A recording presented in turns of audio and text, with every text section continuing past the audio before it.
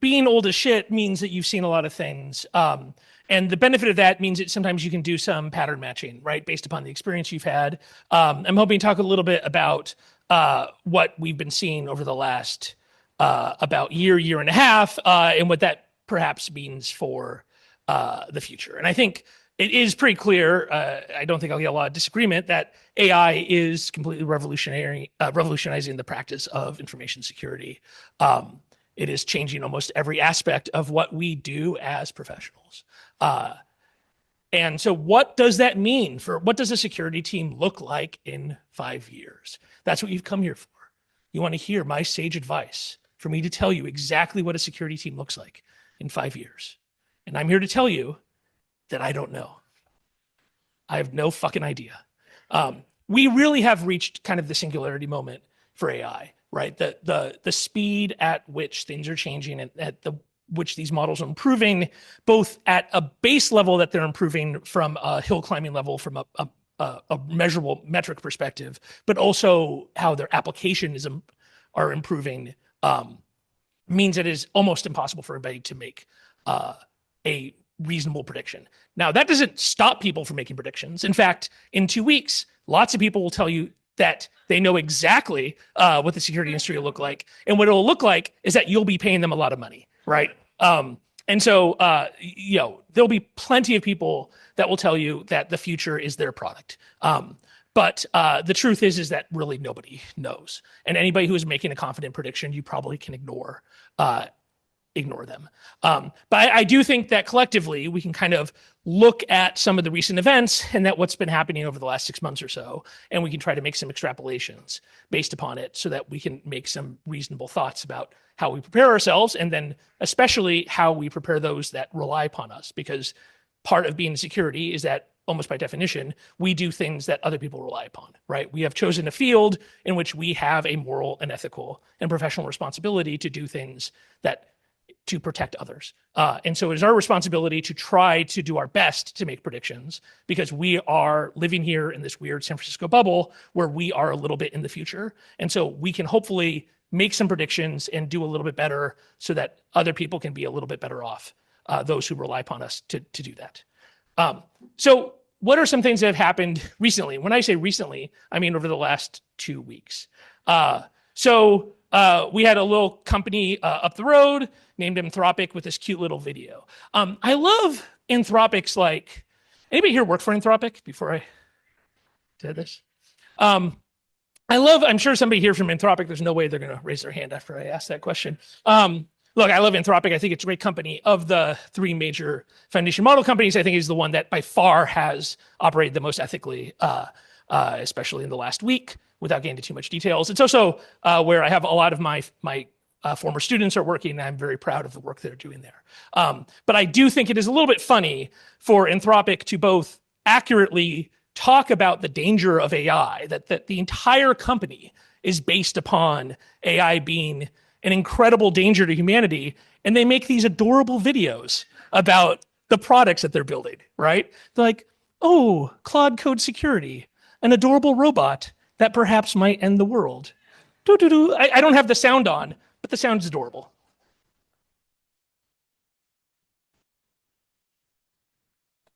Find complex vulnerabilities that might end humanity. Yes, it is really cute. The marketing team is quite good at Anthropic, assuming that they're humans, and it's not just Claude Code with a marketing.md file.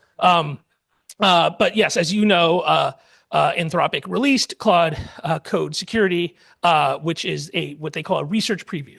And it's a research preview because they are very afraid of this tool being misused. It is being provided only to a very small number of folks in very limited circumstances. It's only web-based, so they have full control of it, so you cannot use it against code bases that they don't know about and such. So this extremely limited release that only a handful of people have access to, I am sure then that Wall Street would react completely reasonably to the release of a web tool that could find some bugs, right? Totally reasonable reaction by Wall Street. This being Reddit, of course, I had to get an image off of Wall Street Bets.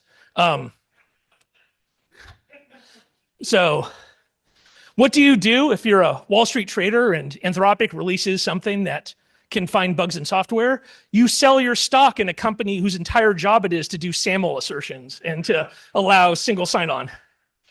Makes sense, right? So yes, obviously, like the markets don't know how to price in AI of the possible disruption that AI will have to the software industry.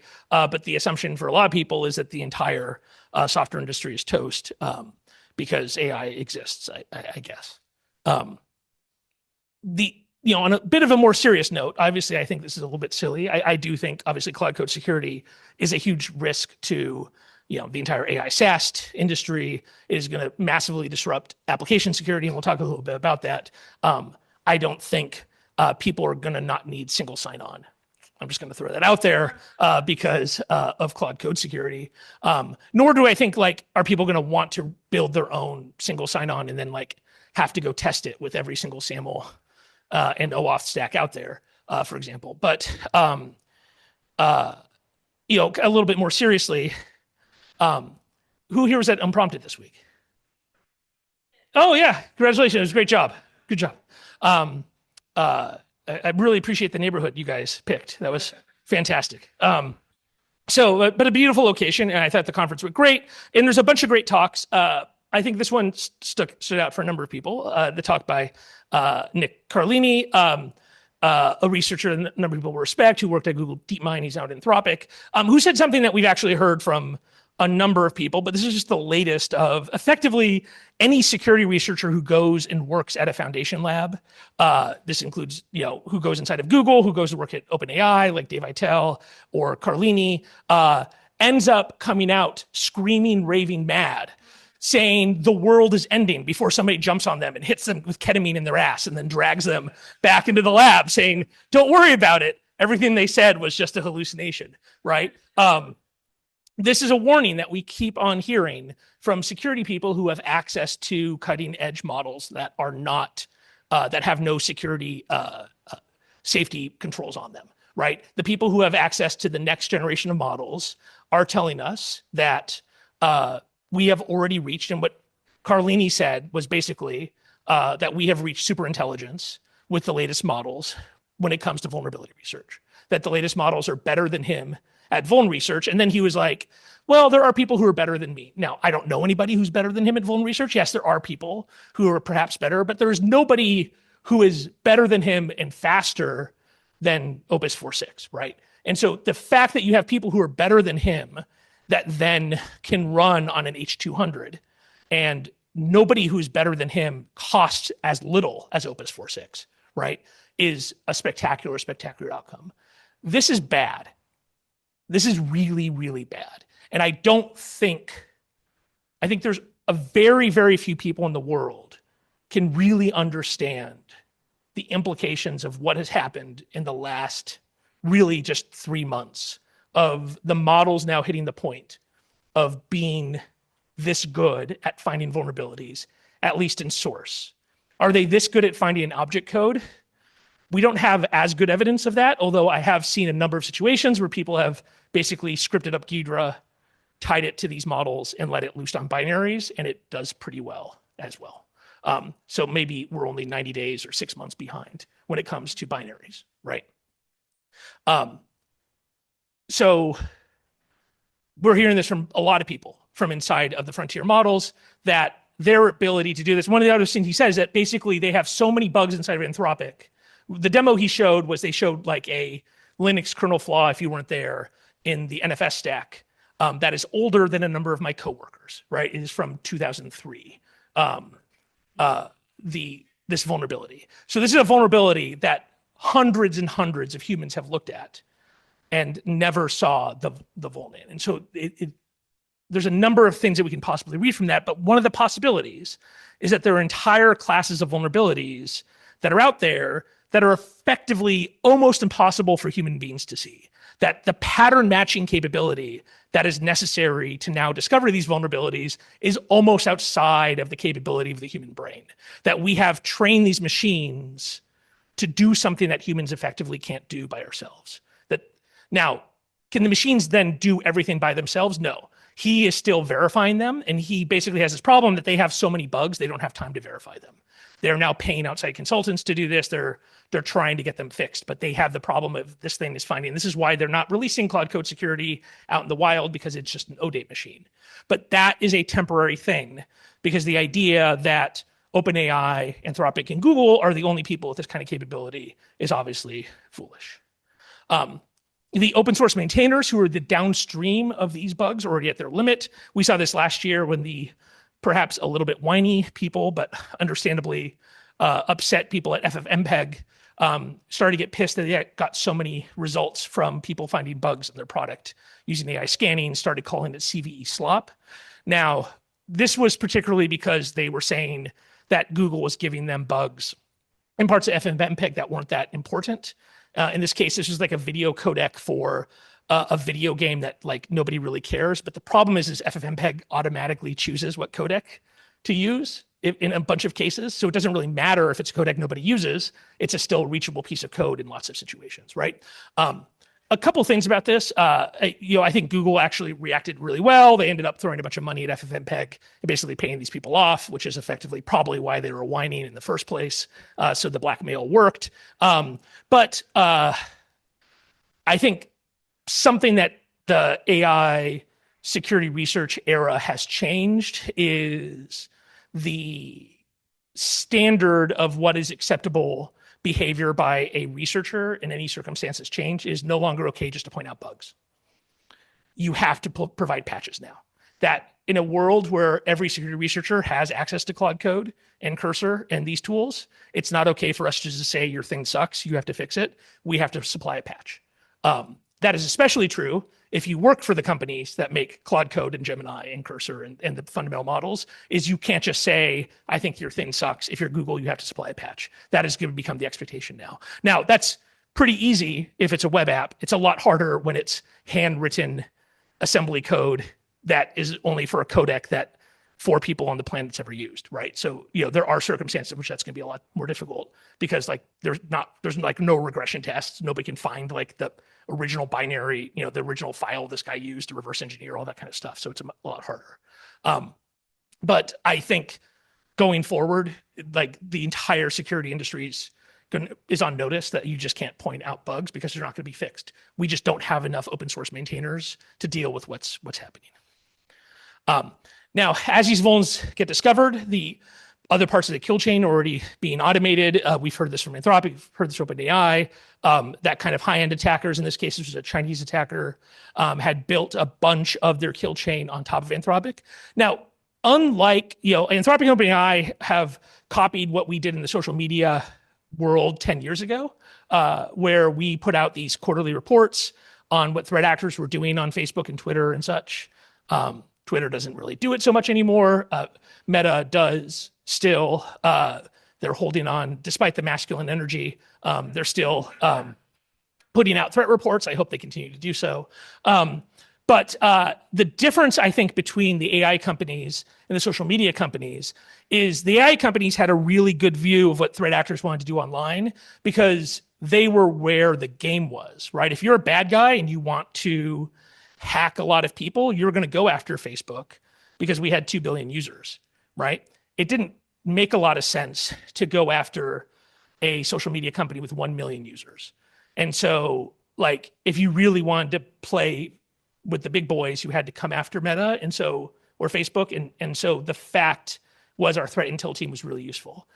If you want to do this kind of work now, it doesn't make a lot of sense to do it on Anthropic or OpenAI and leave your log in a place where the FBI is going to get it, where you actually don't even need a warrant. I think something that's not really understood yet by the threat actors, but they're probably figured it out now, is the logs inside of these companies are not covered by the Electronic Communication Privacy Act and the Stored Communications Act. It is not interpersonal stored communication. Just FYI, the things you say when you say, hey, chat, here are my innermost secrets.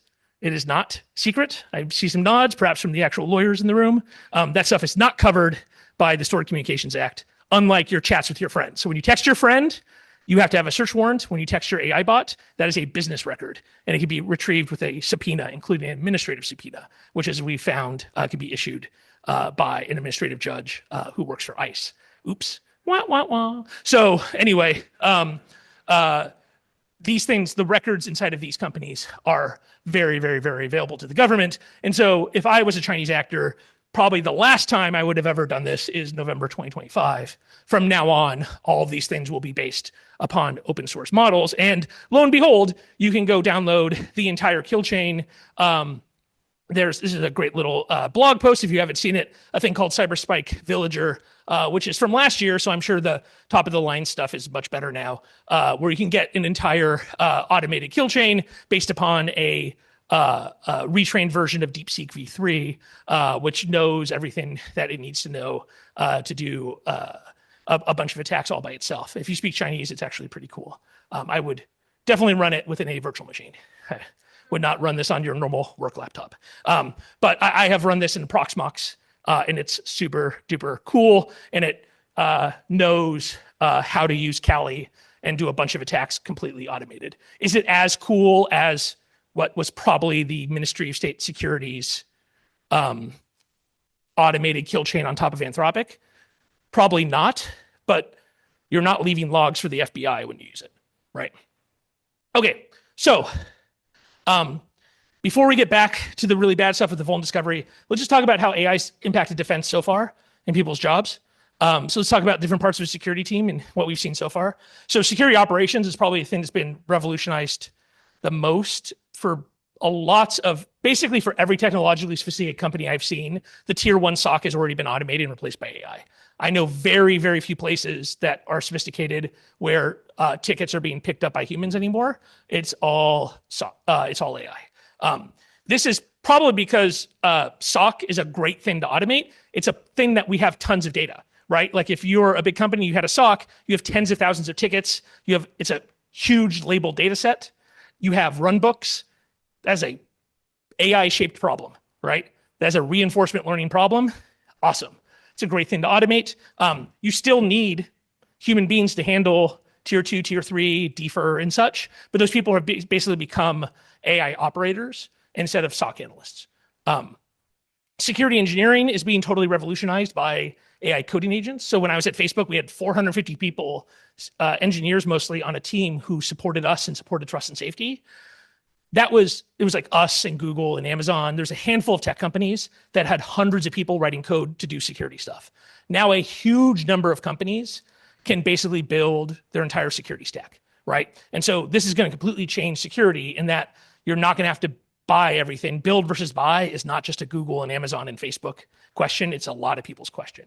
That doesn't mean you should build everything. It turns out it's a mistake to build a ton of stuff yourself. Like there are still things you should buy, but it is going to completely change things. Defer and threat intel is becoming a lot easier when you're able to get these agents to do lots of this work for you and to look at terabytes or petabytes of data automatically. Product app security is really different. Every engineer is a 10 times engineer, maybe not 10 times better, but they got 10 times the output, right? So that's really pushing your ability to scan that code and to deal with the vulnerabilities. But the cool thing is that AI tooling is opening the capability to actually refactor code. So, we have the possibility of perhaps actually rewriting stuff fundamentally and getting rid of classes of vulnerabilities instead of just patching our way out of it. We'll talk about that in a second. GRC, these new GRC platforms. I don't think there's an area of security that's been a bigger waste of time than vendor risk management. Who here has ever had to fill out a totally useless form? Who here has made somebody else fill out a totally useless vendor risk management form? Yeah. So now the great thing is you can have your AI agent make somebody else's AI agent fill out that form. So it's just like a wonderful Ouroboros of tokens where everybody is burning each other's tokens. Yeah. I mean, this is not to say GRC overall is a waste of time and money, but like the way we do vendor risk management has been a terrible thing. I think there actually is an opportunity here with AI to turn GRC into more of a continuous thing that we do, and that is actually tied to real things instead of having like 24-year-olds at these audit firms who have never had defensive security jobs look at screenshots to say like, oh, it looks secure to me. Yeah, I mean, I've done a lot of breach response, and every company I've done incident response ads had a perfect SOC 2, right? You're like, oh, that thing was worth a lot of money. Yes, burn that sucker up, right? Anyway, and then corporate security. Well, it sucks for these guys. AI's really sucked if you have a corporate security job because AI has not made your job any easier, and you've had to deal with a whole bunch of AI snake oil piece of shit software that your CIO has been forced to buy and support. Oops, it's sucking all your data down. The number of times the CIOs had to approve an OAuth token with full access to your Salesforce database, to your email database, to your Workday database. Oh my God. Whew, that's gone bad. So yeah, this sucks. I don't know what to say other than that job's gone really hard. Anyway, but overall, first tier jobs are getting automated. A lot of people, basically everybody's becoming a manager of lots of different AI agents, right? And a lot of the jobs in which we interface with other people are getting automated away as well. Which opens up like a question that's not unique, obviously security, but basically every white collar job, which is, if we automate away these entry-level jobs, right? The entry-level pen test jobs, the entry-level GRC jobs, the entry-level AppSec jobs. If we automate away all these jobs, how do people enter security, right? These are the ways that we brought people in and trained them up. If we get rid of them, we make them all LM jobs, how do people become security experts? And I think that's a real problem for us. It's also a problem for lawyers. It's a problem for accountants. It's a problem for everybody else. But those other jobs aren't our problem. It's something as an industry we're definitely going to have to think about. Okay, so prediction time. I said I don't know what's going to happen in 5 years, but I'm going to try to make some predictions. I'm going to try to make some high, medium, and low confidence predictions. So please don't tweet or leave here and be like, Stamos said this when it's on the low confidence prediction slide, okay? Just make sure to tie the low confidence to it. Okay, so things I'm pretty highly confident about, and then also, that means that these things might be obvious, but I think these things are pretty likely. I think we're going to end up with smaller, narrower teams, right? We're moving to less of a pyramid model to an apprenticeship model, that you're going to have senior people. And what senior people bring is they bring like taste, experience, that they know what feels good in a way that's hard to write down. Like, you're like, oh, that architecture is good, but it's good in a way that I can't describe in text. And experience, and I think experience and incident responses we're about to talk about is going to be really key. Experience, and this is how the shit hits the fan and how human attackers operate, is about to become incredibly important. And that kind of experience has become very valuable. And that's a very, very, very, very hard thing to train people on. So older people will have that. They're going to need to hire younger people. What younger people are going to bring is AI fluency and being an AI native, right? And so you're going to end up with this apprenticeship model where you have the older folks bring apprenticing the younger people, and the younger people are going to bring the army of AI bots. Now, that's going to mean fewer jobs because you're not going to have the pyramid model, right? You'll have one person, senior person with, 2 or 3 or 4 junior people instead of 20 junior people. But we'll have smaller teams, narrower teams, and that bottom level will be AI agents. I think what vendors are going to need to do is companies aren't going to, with AI coding, they're not going to build everything. There's still things that are going to be highly specialized. But as security vendors, and I work at a security vendor now, we have to build Legos that people are going to build up. Like, we can't over product manage people anymore. We have to figure out what is the specialized thing we do that is really hard for other people to replicate. Anybody can build a dashboard in an afternoon, right? So making pretty graphs, not special. What is something that requires expertise, taste, like I said, knowledge of things, intelligence, like intelligence of things that happen, data that's hard to get, years of experience doing something. What are those hard things to do? And what are the easy things that somebody else can do? Put the easy things on the other side of MCP or an API or a CLI or a Claude Code skill, and make the AI agent the primary user experience for your users. I think that is what is going to be the future of most enterprise products, not just security products. Build Lego pieces and you will be rewarded by your customers. If you over product manage and you're like, this is how our product works, and it goes from step A to step B to step C, and you have to do that all in a GUI, you're screwed, you're toast. People are going to toss you out. Heather Atkins at Google came up with this term volnops, and I think it's a good one. Okay, people are going to start finding bugs. One of the not so dirty little secrets of the security industry is the number of companies that have ever had to deal with an actual 0-day is extremely small. Everybody likes to think they play at that level, right? When you go to the floor of RSA or Black Hat, every booth is like protect against 0 day, protect against O day, right? The number of organizations 5 years ago that had to worry about a 0 day, big banks, oil and gas industry, defense industrial banks, a handful of big tech companies, and now like a handful of Bitcoin companies.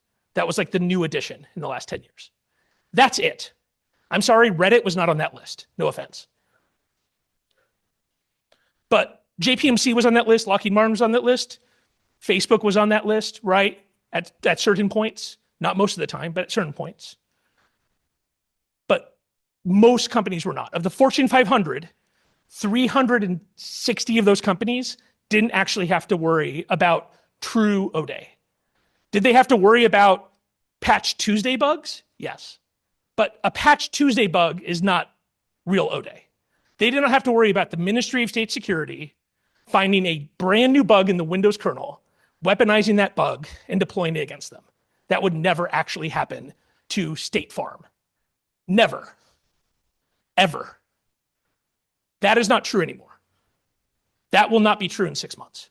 Because in 6 months, some random kid in Belarus is going to be able to boot up Quen 4 retrained with every bug that's ever been found on MITRE, and is going to be able to point it against a binary and just find a bug in some crap box that State Farm has, Lintel box, and find an O-Day, and then take the output of that and point it up to another model they downloaded from Hugging Face. And that's going to kick out a perfectly good exploit. Is it going to be eternal blue? No, but it's going to be perfectly workable. And then he's going to drop it into a framework that he built using another thing, either bot or another thing that he vibe coded. And then that thing's just going to go hog wild. And then he's going to negotiate the ransom using another model that will speak English for him.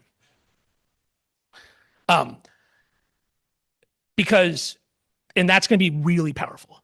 And State Farm, I'm not picking on State Farm, but I'm just picking like a big company that's never actually had to deal with O-Day. They are not ready for that. The number of companies that are ready to actually play at that level is tiny.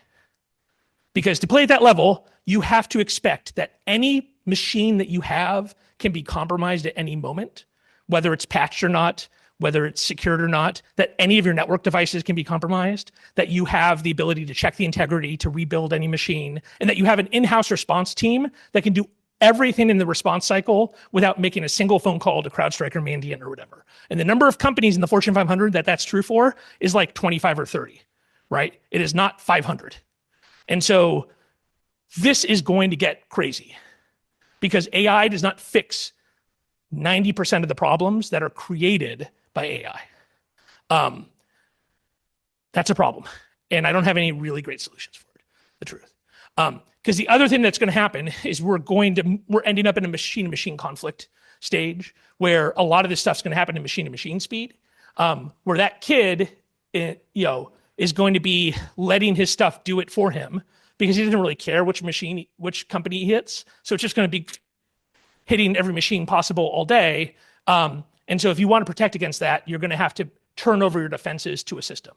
If your SOC alert goes off and somebody's pager duty goes off, right? For us, it's Datadog, so we get the woof, woof, woof, woof. Anybody else have that as their Datadog, right? So you get your Datadog alert and you're like, oh God, okay. And you get up and you get to your laptop and you open it up and you're like, fingerprint. Okay, I'm in. And you open up Slack and you're like, oh, that looks bad. Okay, I'm going to approve what my bot wanted. In that period of time, that kid's bot has owned up your entire network. You're toast, right? You're going to have to turn over to your defensive bot the capability to shut things down, to turn off credentials, to turn off containers, to do the isolation steps necessary, which is terrifying. It is terrifying to give that level of control to these non-deterministic systems. But that is realistically what we're going to have to do. Anyway, those are my high confidence predictions. Pretty sure of these things. Moderate confidence. I think we're going to see fully automated ransomware kill chains sometime in 2026. We might have them right now. We just haven't seen like any good forensics where somebody is laid out of like, I found this thing and it was completely automated. I think we'll see these. I think we're going to see this innovation from the ransomware folks because the way they work is a funnel, right? They hit thousands of victims Out of those thousands of victims, they actually get control C2 in a couple hundred, and then they move, they're actually able to ransom a couple dozen, and then they actually get the ransom paid by one, right? So if you're them and you can take any of those stages and you can open that funnel up a little bit, that's a huge increase in money. The other reason you want to do this if you're a ransomware actor is their biggest weakness is their friends. Is that to make these ransomware groups work is you have to have 4, 5, 6, 7 people who are specialized. And one of those guys goes to Cyprus to go buy a sports car and gets picked up on an Interpol red notice and then gets turned by the FBI and then comes back and you don't know that the guy's a double agent and then you all get arrested, right? And so the best thing you can do if you're one of these guys is you replace all of your friends who are human and fallible and make stupid mistakes, is you replace all of them with bots. Because bots don't go visit their money in Cyprus. Bots don't go spend money at strip clubs, right? Bots don't do the stupid things men do, right? Male brain 1.0 is the original unpatchable vulnerability. CVE 00001, right? Cannot be patched. Severity high, CVSS 10.0. And so you replace all of those male brain 1.0, especially since they're 19-year-olds, right? They're unpatchable completely. And you replace them all with bots. And so huge motivation to turn that all into total automation. I think what we're going to find is that the best Chinese open source tools are less than a year behind the cutting edge. So that if that's true, if I'm right about this, then we don't have a lot of time until the Nick Carlini speech of, oh my God, we're in real trouble. We need to do something about it, right? Because what he's basically saying is the capability he has inside of Anthropic right now and what Google has inside of Google and OpenAI has inside of OpenAI, sometime in this year, that capability will exist in Moscow and Beijing if it doesn't exist now. So what can we do about it? So I actually have a little proposal here. I think if it's actually this bad, what we have to do is what we can't do is we can't wait and we can't patch all of our Linux kernels 50 times over the next 2 years, right? So if I was at one of those companies, they have enough money, they need to honestly go rent a hotel for a month, and they need to get Linus and the rest of the Linux kernel developers and the OpenSSL team and SSH and libc and a couple other critical things. And for 5 or 6 weeks, give those guys the unrestricted, best models they have, and then just grind all the bugs out for 6 weeks. And then everybody knows kernel 6.13, whatever is coming out. And here it's coming with 325 ODE in it. And you try to grind out 80 or 90% of the low-hanging fruit in 2 months, because we don't have a lot of time before Qwen 4 is as good as Opus 4.6, and it's a diminishing returns, right? So even if Opus 5 is a year ahead of Qwen 4 or whatever, it doesn't matter, because if the Chinese models are good enough, they're good enough to look back and find every ODE in the Linux kernel from the last 20 years, we are screwed, right? And so if we only have a short period of time in which defenders have a slight advantage, we have to utilize that time effectively. It doesn't feel to me that time is being used effectively from what I've seen. Anyway, low confidence predictions. Somebody needs to wake up. Okay. Again, so these are the crazy things.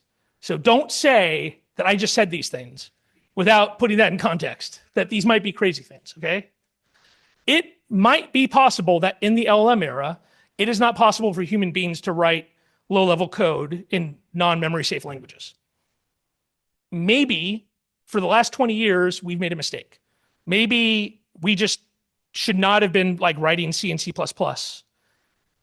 Especially maybe when it started to become clear that LLMs were a real thing and that they actually started on this exponential path, we should have said, oh, this is predictable. We're not going to be able to bug squash our way out of this. We need to actually start rewriting these things. Now, the only solution might not be to rewrite these things completely, but it might be that it is impossible for human beings to write in these kinds of languages, and we have to express ourselves in higher level things and then only let the LLMs write this code for us going forward. That is a possibility. It is also, I think, possible that we will look at, you know how like young people look at the 90s as like this golden era? It's like this whole thing, this like 90s nostalgia thing. It's kind of crazy. It might be like we look at the late 2000s as crazy enough as the 2010s as a golden era of dependability and determinism. Because we really do not have a historical precedent for thousands of adversary groups having the kind of capability that really only 20 state-sponsored groups had 5 years ago. Like that's just not something that anybody's ever dealt with. How do we think about this? You guys remember Eternal Blue? When Eternal Blue came out, right? Remember how bad that was? Like Eternal Blue comes out and you've got like 2 major worms that are powered by it. And you have dozens and dozens and dozens of like ransomware attacks and APT groups using it. This was a bug that people could patch, right? By the time Eternal Blue was released, a patch was available. It wasn't even true O-Day. It was just a really good exploit. And still, it completely rocked the InfoSec world for like 18 months. So imagine the capability for any rando to both find those bugs and to write Eternal Blue level exploit code.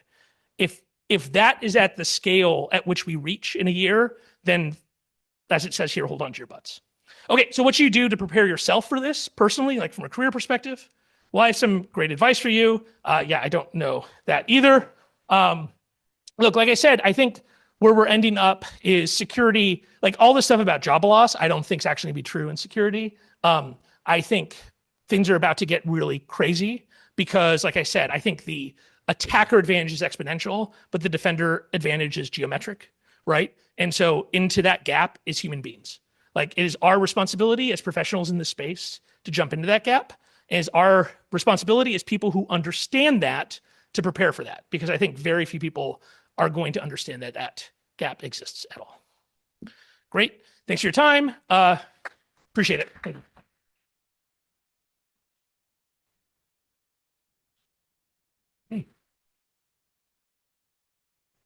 Wow. I'm definitely going to be holding on to my butt. That was amazing there. If you have a few minutes. I do. I didn't know how much. I'm okay. Yeah. Sorry. We'll take a few questions there. We'll try and keep it quick there to make sure we have time for the rest of the presentations, but we'll pass mics. Hey, Alex. So one of the things I didn't see in your presentation that I think is also a giant issue is vibe coding still makes shit code. And so people are putting production apps that are not just filled with 0 days, just don't have sense of security. And so I'm seeing this like giant ramp of our AI tools are trying to prevent bad code from going out, but they can't deal with the sheer amount of shit that is being produced by engineering teams, by accounting teams, by sales teams. How do you see combating the shit code with the good code, I guess? Wow. I mean, so we were told no, like that's, I'm trying not to be salesy. That's like that's what we're trying to do product wise. Okay. So we might have signed it like a contract. I appreciate today. that. Yeah. That's fine. I mean, look, so I think line per line, what both the academic research is showing, and then we've built a bunch of internal assessments here, line by line, the current good LLMs, and so like not Grok, but like the current good models are better than human beings at preventing what you would call kind of traditional in context window vulnerabilities, right? So SQL injection, cross-site scripting, basic things that happen in the context window, they are much less likely to create those bugs than human developers. What we are finding at Corridor is what LLMs are not good at is writing code in the context of the existing enterprise code. So if you let Claude Code or Cursor loose on 10 million lines of existing ASP.NET and C# code that's been built over 20 years, it will be like, hey, I'm going to build you an authorization framework. And you're like, no. I've had that for 20 years, right? Like, and it'll give you authorization problems and IDOR problems and stuff, because if it's outside of its context window, it just doesn't exist, right? And so like, that's what our product does and stuff. But if you're not going to use a product to do that, what you really have to do is you have to go and pre-build a ton of context yourself. And you can use agents to do that. And you need to build a bunch of context and you have to feed it to, and you have to be really careful about it.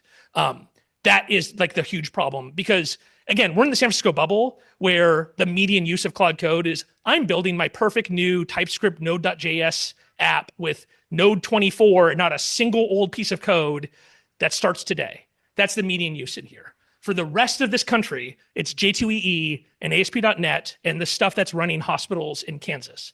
And for that, the coding agents just have no idea what to do. And so you have to be extremely careful about applying them. But those people are absolutely using it, right? Like they're jumping in 2 feet.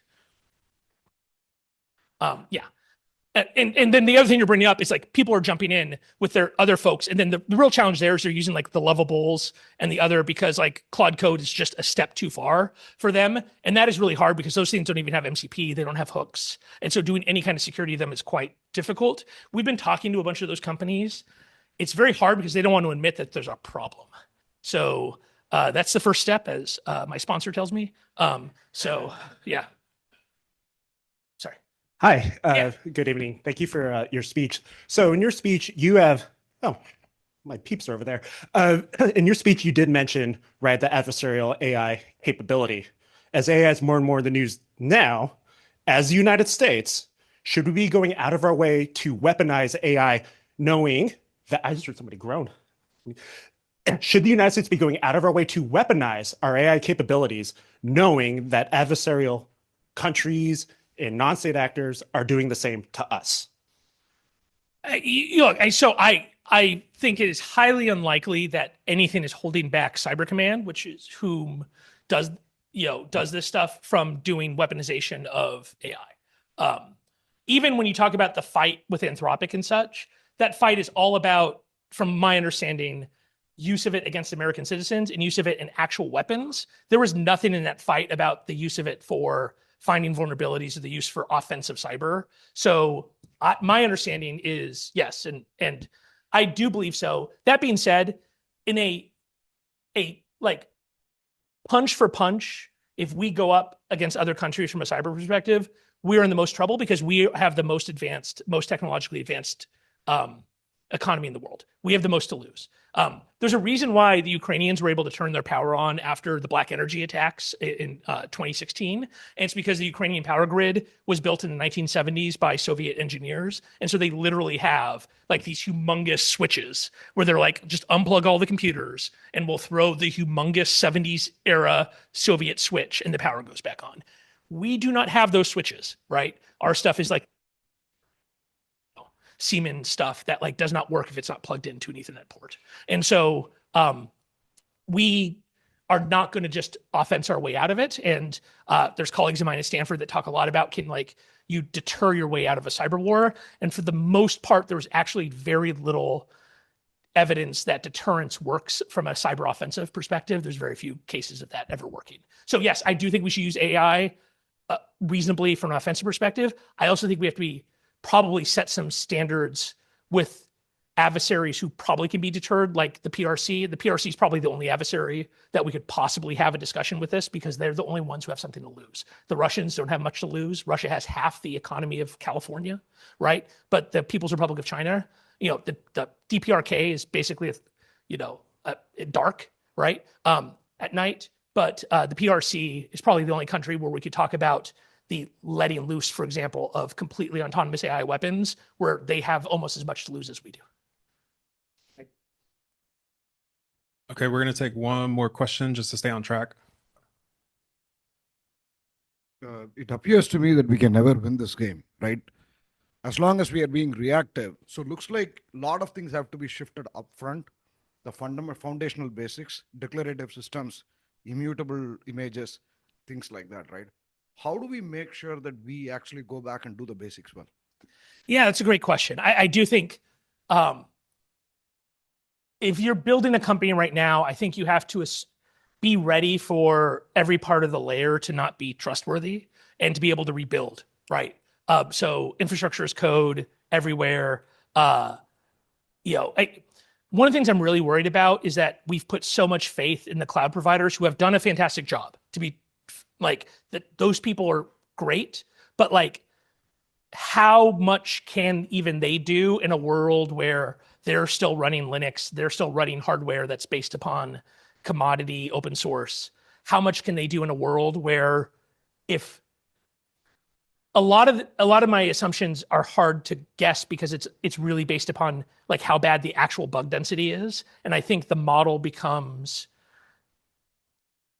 it goes in different directions with little tweaks of how bad the bug density is. And if you tweak the bug density up just a little bit higher, things get really bad, even for like an AWS or a GCP, right? And so I think if we're based upon the cloud, then at some point we're all just at their mercy. And so you just have to like do the best you can to, like you said, immutable images, be ready to rebuild, isolate as much as possible, monitor everything, and be ready to respond very quickly, which I think most folks are not, right? Most folks are in a very like, oh, I'll patch in 30 days. Like patching on a 30-day cycle is not going to cut it in a world where people are able to write exploits. Even if they're not finding the exploit themselves, like reversing patches used to be something like Halvar Flake could do and very few other people. And now any 14-year-old is going to be able to do it. And so like in that kind of world, you're going to have to be able to operationalize security at a pace that almost nobody has ever done before. And I think like that's the kind of thing we're just going to have to get used to. Cool. Anyway, thank you so much for your time. Thanks, Reddit, for your hosting.